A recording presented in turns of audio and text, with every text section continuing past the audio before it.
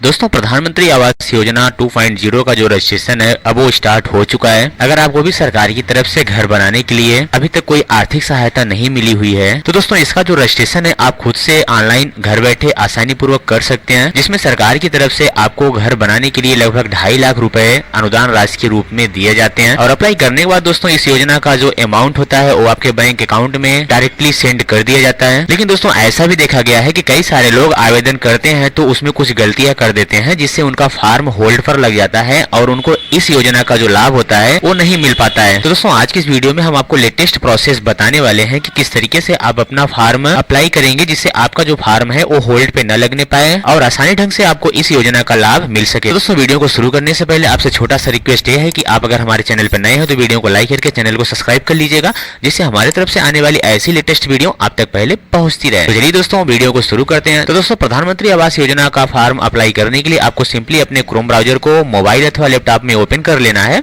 और इसके बाद यहाँ पे आपको टाइप करना है PMAY अर्बन, इतना टाइप करके आपको सर्च कर देना है। तो सर्च करने के बाद दोस्तों आप यहाँ पे देखेंगे आपके सामने कुछ एक पॉपअप के रूप में डिक्लेमर ओपन होकर के आ जाता है, जिसको आपको यहाँ पे इसको स्किप कर देना है। स्किप करने के बाद और इसके बाद दोस्तों यहाँ पर अगर आपको अब अप्लाई करना है फार्म को तो आप यहाँ पे देखेंगे एक ऑप्शन आपको दिखाई देगा कि अप्लाई फॉर PMAY 2.0 अर्बन। तो दोस्तों आपको इसी ऑप्शन पे क्लिक कर देना है। तो दोस्तों आप देखेंगे यहाँ पर आप एक नए इंटरफेस पे आ जाएंगे और आने के बाद यहाँ पर आप फिर से एक ऑप्शन देखेंगे अप्लाई फॉर PMAY 2.0 अर्बन। तो आपको इसी ऑप्शन पे दोबारा क्लिक कर देना है। तो क्लिक करने के बाद दोस्तों आप देखेंगे यहाँ पर कुछ इंस्ट्रक्शन आपके सामने ओपन होकर के आ जाएंगे, जिसको आपको डिटेल रूप से यहाँ पे मेंशन करके पढ़ लेना है। और पढ़ने के बाद दोस्तों स्क्रॉल करके आपको नीचे आना है। तो यहाँ पे आप देख सकते हैं क्लिक टू प्रोसीड का एक ऑप्शन आपको दिखाई देगा, तो आपको इसी ऑप्शन पे दोबारा क्लिक कर देना है। क्लिक करने के बाद दोस्तों फिर से आप एक नए इंटरफेस पे आएंगे तो यहाँ पर डॉक्यूमेंट रिक्वायर्ड का एक ऑप्शन आपको दिखाई दे रहा है। तो दोस्तों यहाँ पर आपको कौन कौन से डॉक्यूमेंट्स लगने वाले हैं इस फॉर्म को अप्लाई करते समय, तो सबसे पहले हम आपको ये बता देते हैं कि यहाँ जो पहला पॉइंट आपको बताया गया है दोस्तों आवेदक का आधार ब्यूरो। तो मतलब कहने का मतलब यह है कि आप जब अप्लाई करने लगेंगे ये आवेदन तो यहाँ पर आपके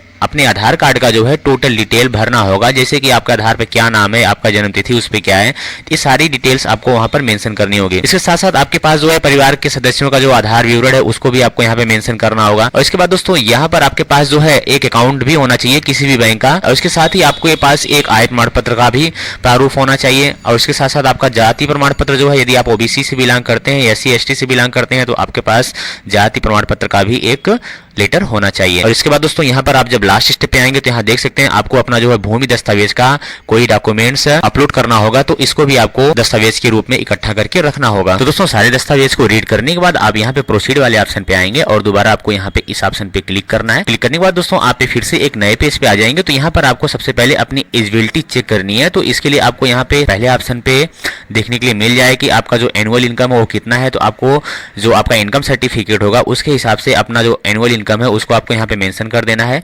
इसके बाद यहाँ पे दूसरे ऑप्शन पे आना है। तो यहाँ पर आपको BLC वाला ये ऑप्शन जो है इसको सेलेक्ट करना है। इसके बाद आप अगले ऑप्शन पे आएंगे। तो यहाँ पर यदि आपके पास पक्का मकान है तो आप यस वाले ऑप्शन पे क्लिक करेंगे, अगर नहीं है तो नो वाले ऑप्शन पे सिंपली आपको क्लिक करना है। और इसके बाद दोस्तों अगले ऑप्शन पे आप देखेंगे अगर आपने केंद्र सरकार की तरफ से अगर कोई योजना का लाभ लिया हुआ है 20 साल से पहले तो आपको यहाँ पे यस वाले ऑप्शन पे सिलेक्ट करना है, नहीं तो आपको नो वाले ऑप्शन पे सिलेक्ट करके एलिजिबिलिटी चेक वाले ऑप्शन पे आपको क्लिक कर देना है। क्लिक करने के बाद दोस्तों फिर से आप एक नए पेज पे आएंगे। तो यहाँ पे आपको अपना जो है आधार वेरिफिकेशन करना है। तो आपको अपना यहाँ पे आधार नंबर मेंशन करके आधार कार्ड पे जो नाम है जिस तरीके का उस नाम को आपको यहाँ पे मेंशन करके फिर से नीचे आके जनरेट OTP वाले ऑप्शन पे आपको दोबारा क्लिक करना है। तो आप यहाँ पे देखेंगे कि एक OTP जो है आपके रजिस्टर्ड आधार नंबर पे सेंड कर दी जाएगी। उस OTP को आपको नीचे फिर से यहाँ पे मेंशन करना है। मेंशन करने के बाद फिर से आपको सबमिट वाले ऑप्शन पे दोबारा क्लिक कर देना है। ये देख सकते हैं आप यहाँ पर जो कैंडिडेट का जो नाम है और यहाँ पे जो आधार नंबर है ऑटोमेटिकली यहाँ पे OTP के बेस पर यहाँ पे फैच होकर के शो होने लगता है। इसके बाद नीचे आएंगे तो यहाँ पे आपके पास यदि पैन कार्ड अवेलेबल है तो पैन कार्ड आपको यहाँ पे मेंशन कर देना है। यदि आपके पास पैन कार्ड अवेलेबल नहीं है तो इस ऑप्शन को आप वैसे छोड़ सकते हैं क्योंकि ये ऑप्शन ऑप्शनल है।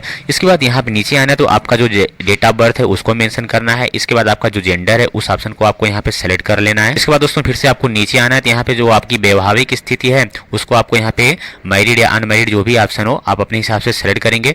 इसके बाद यहाँ पे आपके पिता का क्या नाम है उसको आधार कार्ड के हिसाब से यहाँ पे पे मेंशन करना है। इसके बाद नीचे देखेंगे तो पिता का जो आधार नंबर होता है इस कॉलम में उसको मेंशन करना होगा। इसके बाद जो माता का नाम है, माता का नाम भी आप आधार कार्ड के हिसाब से यहाँ मेंशन करके माता का जो आधार नंबर है उसको भी आपको यहाँ पे दर्ज करना है। ऑप्शन को भरने के बाद फिर से स्क्रॉल करके आपको नीचे आना है। तो यहाँ पे रोजगार की स्थिति आपसे पूछा जा रहा है। तो जब आप इस ऑप्शन पे क्लिक करेंगे तो देख सकते हैं यहाँ पे ढेर सारे ऑप्शन ओपन होकर के आ जाते हैं कि तो आप अपने हिसाब से यहाँ पे इस ऑप्शन को सेलेक्ट करते हैं। जैसा कि हम यहाँ पर नॉट एम्प्लॉय वाले ऑप्शन को सेलेक्ट करते हैं। इसके बाद आवेदक का क्या व्यवसाय है, तो यहाँ पर हम सिंपली एग्रीकल्चर का जो ए ऑप्शन है इसको हम यहाँ पर सेलेक्ट कर लेते हैं। इसके बाद नीचे आएंगे तो यहाँ पे शैक्षिक योग्यता के बारे में आपसे पूछा जा रहा है। तो आप आवेदक का क्या क्वालिफिकेशन है उस क्वालिफिकेशन को भी आप यहाँ पर सेलेक्ट कर लेंगे। इसके बाद आप जब नीचे आएंगे तो यहाँ पर परिवार की जो श्रेणी है, कैटेगरी है, वो ऑप्शन यहाँ पे शो होने लगता है। तो इस ऑप्शन को आपको यहाँ पे मैन्युअली सेलेक्ट कर लेना है।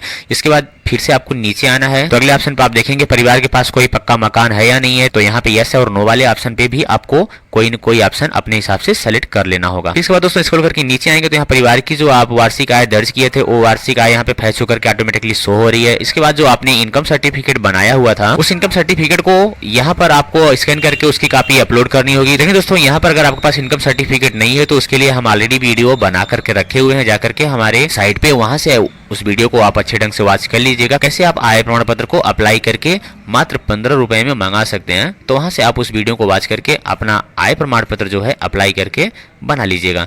इसके बाद दोस्तों नीचे आएंगे तो अगले ऑप्शन पे आप देख सकते हैं अपना जो धर्म है उसको आपको यहाँ पर सेलेक्ट करना है। इतना सेलेक्ट करने के बाद आपको फिर से नीचे आना है। तो नीचे यहाँ पे आप देख सकते हैं अगले ऑप्शन में आपसे कहा जा रहा है कि आप पीएम स्वनिधि भवन और निर्माण श्रमिक आंगनवाड़ी कार्यकर्ता पीएम विश्वकर्मा के तहत कारीगर, सफाई कर्मी, झुग्गी चाल निवासी के लाभार्थी में से हैं। तो यदि हैं तो आप यस सेलेक्ट करेंगे, अगर नहीं है तो नो वाले ऑप्शन पे सिंपली सेलेक्ट कर देंगे।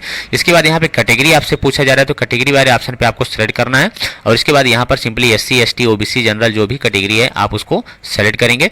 फिर से स्क्रॉल करके नीचे आएंगे तो नीचे आने के बाद यहाँ पर दोस्तों देख सकते हैं कि आपका जो है प्रेजेंट एड्रेस और परमानेंट एड्रेस यहाँ पे मेंशन करना है। तो दोस्तों यहाँ पर आप अपना एड्रेस जो है, विलेज का नाम, जिले का नाम, डिस्ट्रिक्ट का नाम, आपके सिटी का नाम क्या है, पिन कोड क्या है, सारे ऑप्शन को आपको यहाँ सेलेक्ट करना है। इसके बाद आपका क्या मोबाइल नंबर है उस मोबाइल नंबर को भी यहाँ पे दर्ज करना है। ईमेल आईडी यदि अवेलेबल है तो ईमेल आईडी को भी आप यहाँ पे दर्ज कर सकते हैं। इतना कंप्लीट करने के बाद फिर से आपको स्क्रॉल करके नीचे आना है। तो नीचे आने के बाद यहाँ पर अगले ऑप्शन पे आप देखेंगे आवास निर्माण स्थल का पता पूछा जा रहा है। तो अगर दोस्तों सेम एड्रेस है, सेम पता है तो आप यहाँ पर सेम एज वाले ऑप्शन पे क्लिक करके टोटल यहाँ पर इस ऑप्शन को कंप्लीटली भर देंगे। और भरने के बाद यहाँ पे भूमि दस्तावेज अपलोड करने का एक ऑप्शन आ रहा है। तो आपके पास जो लैंड का रिकॉर्ड है उसकी जो खतौनी होती है वो यहाँ पर आपको स्कैन करके अपलोड करनी होती है। अपलोड करने के बाद नीचे फिर से स्क्रॉल करके आना है। अगले ऑप्शन पे यहाँ देख सकते हैं पूछा जा रहा है कि वर्तमान शहर कस्बे में कितने वर्षों से रह रहे हैं। तो आप जितने वर्ष यहाँ पे बिलोंग कर रहे हैं उस वर्ष को आपको यहाँ पे मेंशन करना है। मान लीजिए हम यहाँ मोर देन 10 ईयर्स ऑप्शन को सेलेक्ट कर लेते हैं।